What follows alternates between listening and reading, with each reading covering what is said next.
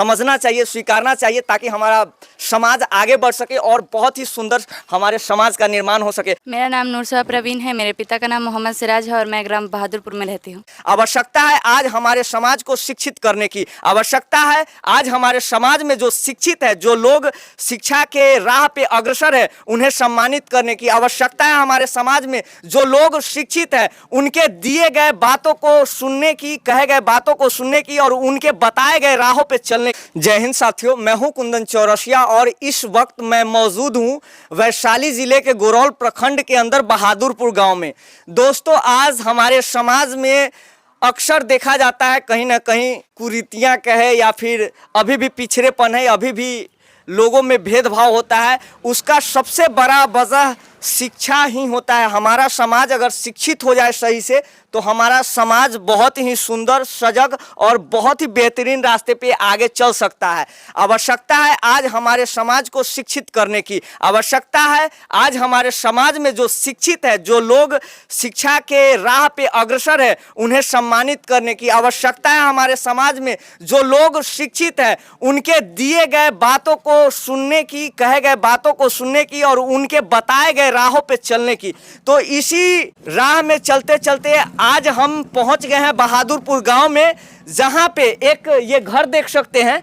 कोई बड़ा सा महल नहीं है, छोटा सा घर है, जिस घर की एक बच्ची अपने मेहनत से, जो जीवन में कहा जाता है सबसे पहला पड़ाव, जो बच्चा जब पढ़ना शुरू करता है तो उसके जीवन की सबसे बड़ी परीक्षा, पहली परीक्षा होती है, जिसे हम मैट्रिक की परीक्षा कहते हैं। और उस मैट्रिक की परीक्षा में इस घर की एक छोटी सी बच्ची, जो अपने ब्लॉक में सबसे ज्यादा अंक प्राप्त करके अपने गांव का ही नहीं, अपने पूरे ब्लॉक का सर ऊंचा करने का काम की है। आइए हम चल के पहले उससे मिलते हैं, आखिर उसने कैसे पढ़ाई किया। हमारे समाज में यूं तो पढ़ने वाले बहुत सारे बच्चे हैं, लेकिन इसी को 92% अंक क्यों आया? क्या इसने अलग से किसी अलग तरीका से पढ़ाई किया, या इसको किसी और प्रकार का बुक मिल गया, या फिर इसे कोई जादुई छड़ी मिल गई थी?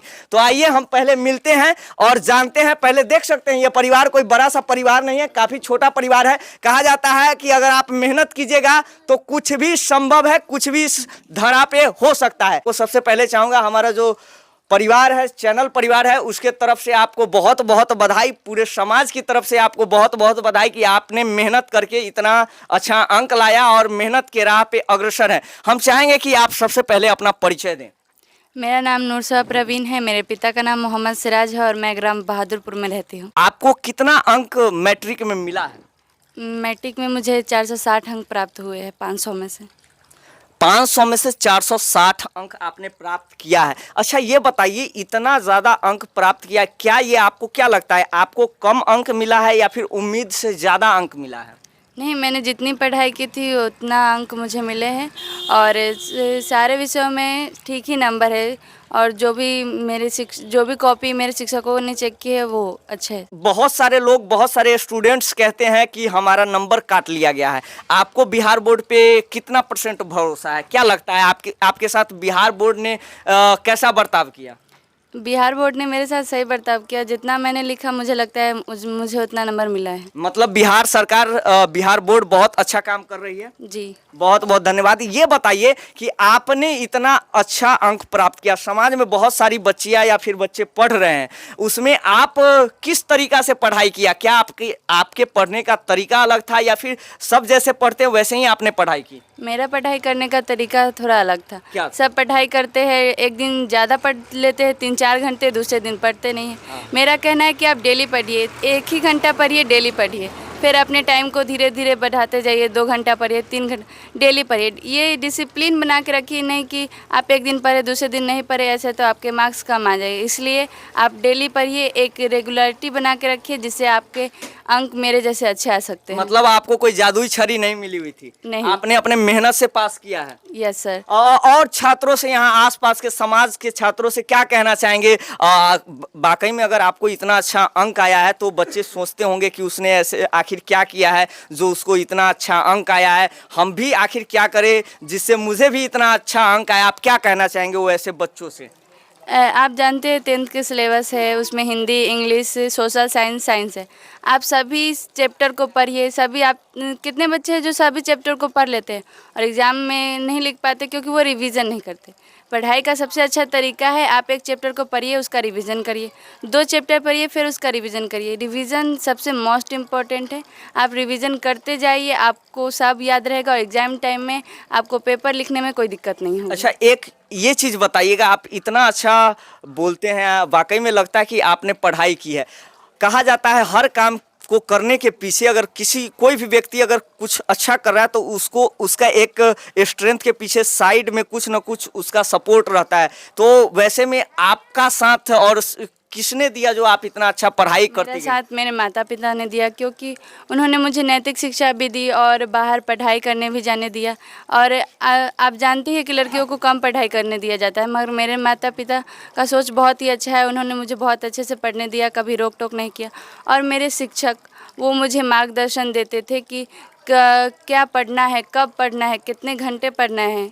आप किस संस्थान से, मतलब आपका विद्यालय का नाम क्या था? उच्च माध्यमिक विद्यालय लोधीपुर। आप किसी कोचिंग में भी पढ़ाई की है? हाँ, DK साइंस क्लासेस कोचिंग में मैं पढ़ाई करती। आपका विद्यालय और कोचिंग से सपोर्ट कैसा मिला? मुझे विद्यालय और कोचिंग दोनों तरफ से सपोर्ट अच्छा मिला।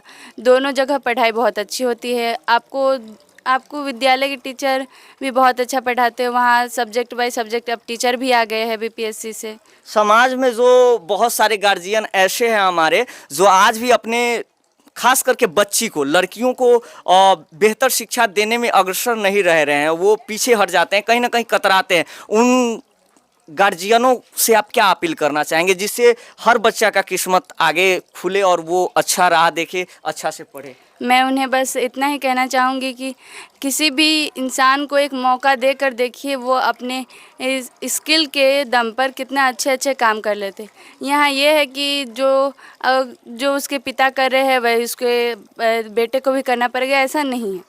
आप जो कर रहे हैं, आपके अंदर जो स्किल है, आपके अंदर जो करने की इच्छा है, आप वो कीजिए, उस पर थोपिए मत, उसे बिल्कुल, अपने बिल्कुल। बढ़ने दीजिए आगे जो वो करना चाहता है। बहुत धन्यवाद। वाकई में इन्होंने जो बातें कही हमारे समाज को अच्छे से समझना चाहिए, स्वीकारना चाहिए ताकि हमारा समाज आगे बढ़ सके और बहुत ही सुंदर हमारे समाज का निर्माण हो सके। यहाँ पे देख सकते हैं, यहाँ इनके परिवार वाले हैं। थोड़ा सा इनके परिवार वालों से हम बात करने का कोशिश करते हैं। यहाँ पे एक दादाजी बैठे हैं। क्या नाम है आपका? मोहम्मद सलीम। आप कौन हुए?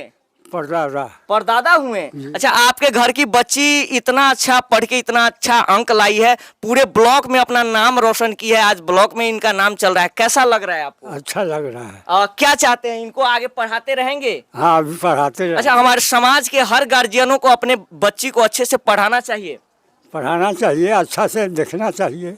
और इसमें स्टूडेंट्स, मतलब जो बच्चे होते हैं, उनसे कुछ कहना चाहेंगे आप जो समाज के बच्चे हैं? और हम तो कहेंगे, लेकिन बच्चा ना माने तो क्या करेंगे। बिल्कुल, बच्चों को भी मानना चाहिए, बच्चों को भी पढ़ना चाहिए। तो हम अपील यही करना चाहेंगे हम अपने समाज के बच्चों से, हम अपने समाज के जो भी गार्जियन हैं जिनके बच्चे पढ़ते हैं उनसे, कि अपने बच्चों की शिक्षा में कोई भी कमी ना छोड़े, क्योंकि कहा जाता है पढ़ेगा बिहार तभी बढ़ेगा बिहार। जय हिंद, जय भारत।